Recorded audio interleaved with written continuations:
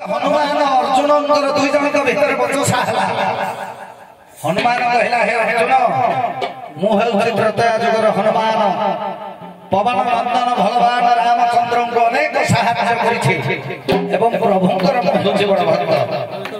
अर्जुन कहले बेले मध्य प्रभुंकर सखा अर्जुन द्वितीय तृतीय पांडव अर्जुन प्रभु हेउछन्ति मोर सखा। अर्जुन कहले हे हनुमान तुम्हें कि वीरपण देखो मो कांदीवर मु तीनपुर जय कर पारिछि मोर कुंतमुनरे मु ए धरा टेकी धरी धरी भगवान ए कथा मध्य जानନ୍ତି पृथ्वी की धरी धरी करथिली। हनुमान कहला तमे को बड़ कामडा करिछो मु परा पर्वत माळ माळ आनी सेतुबंध को प्रतिष्ठा करथिली। अर्जुन कहले तमे की बड़ कामडा कलो बुझलु।